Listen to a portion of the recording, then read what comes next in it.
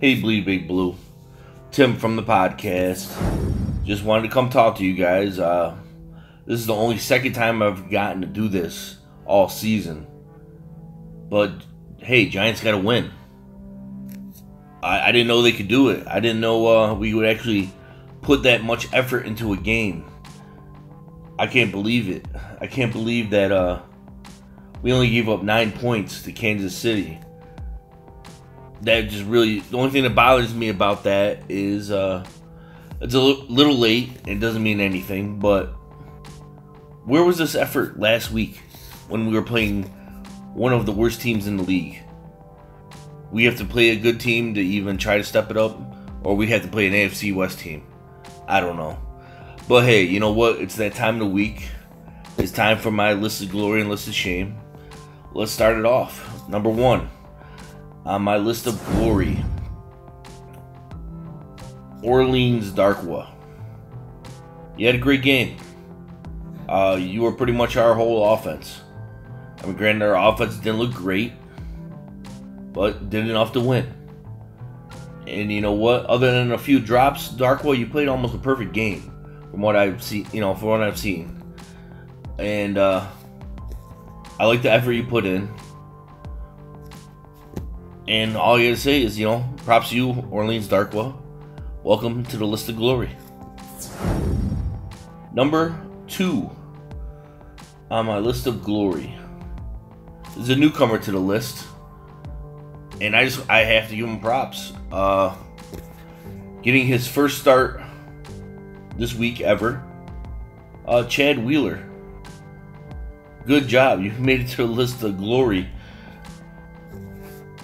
Chad Wheeler, you didn't give up a sack to Justin Houston, one of the better sack artists in this league.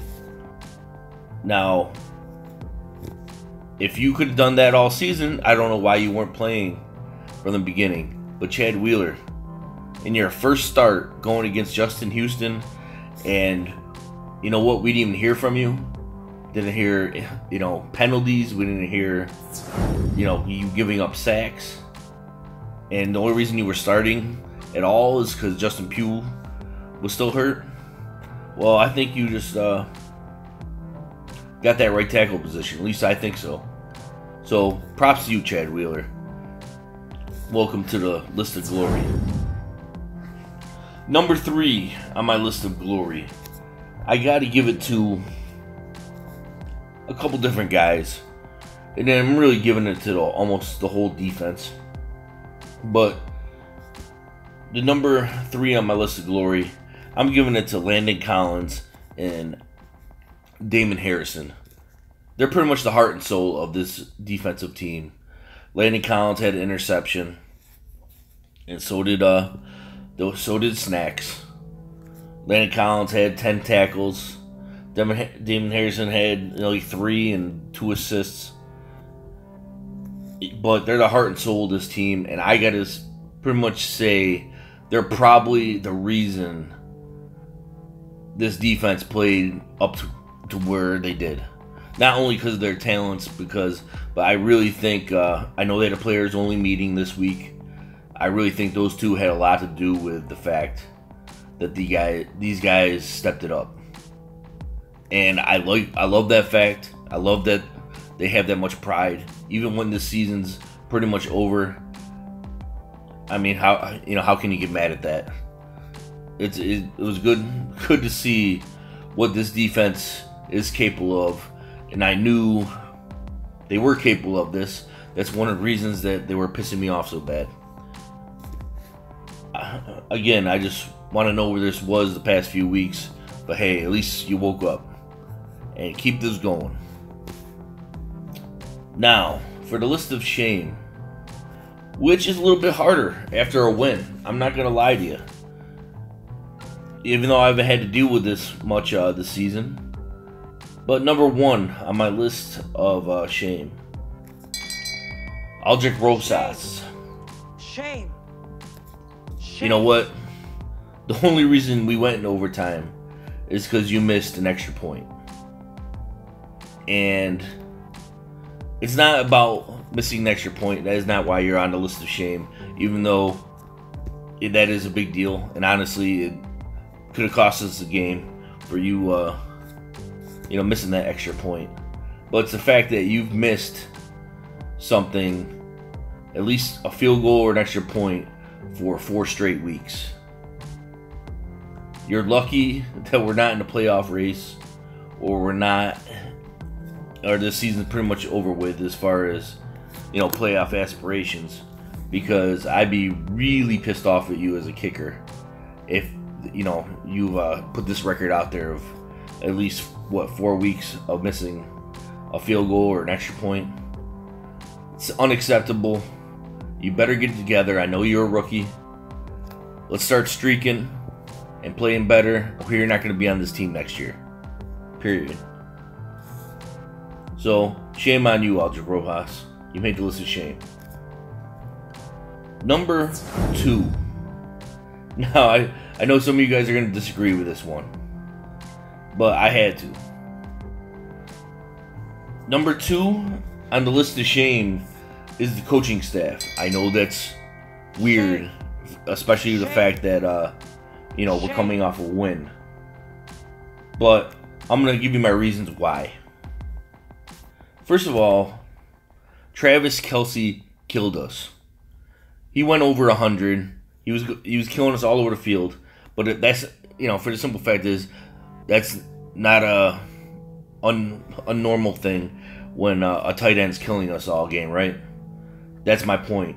Who doesn't know that Travis Kelce is one of Kansas City's top players? Who doesn't know that tight ends kill us? My point being is, what are we going to start doing different to where tight ends aren't killing us? It's called adjustments, Spagnola. Make it. Ben McAdoo, take on some responsibility for what your team's doing out there. That it's not only the tight ends killing us every week.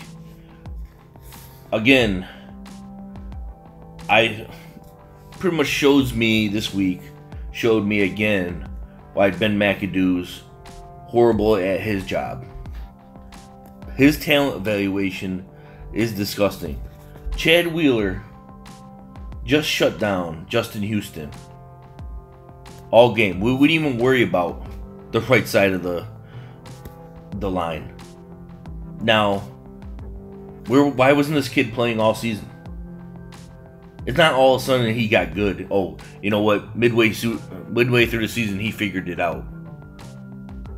But he should have been on the field way sooner than he has been.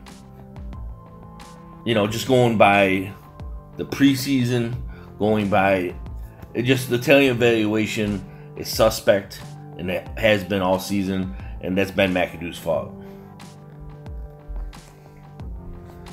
And the other part of the coaching staff, and the reason they're on the list of shame, is how does a team get inspired to play hard against one of the best teams in the league, but when the Rams come in, or when we play San Francisco, we play horrible.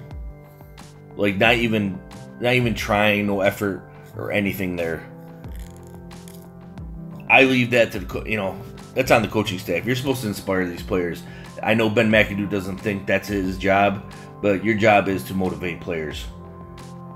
And my point being, I really think the players did your job this week, because the defense stepped it up, and I think they stepped it up because Landon Collins, Snack Harrison, and who knows who else was in a players-only meeting, and these guys started taking responsibility for one another. So, shame on you, coaching staff. You should have done a way better job, and I really don't expect you to be here come next season. Hopefully you're not. Welcome to the list of shame. Number 3.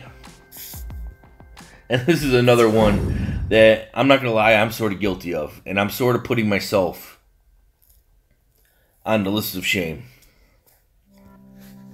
Number 3 is some of these Giants fans